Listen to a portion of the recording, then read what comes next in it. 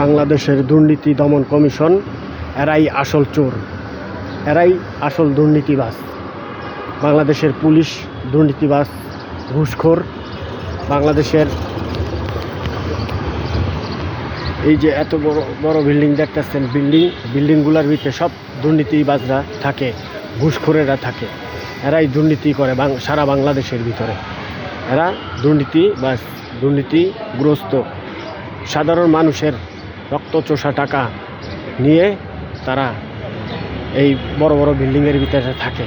বড় বড় বিল্ডিংয়ের ভিতরে অফিস আদালত বানায় বড় বড় চুরিদারির কাজ করে।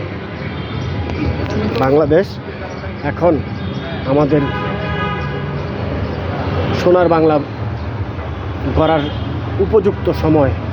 বাংলাদেশের মানুষ দেশপ্রেমিক না। বাংলাদেশের মানুষ দেশপ্রেমিক হইলে কানাডা বেগম পাড়ায় বাড়িঘর বানাইতো না।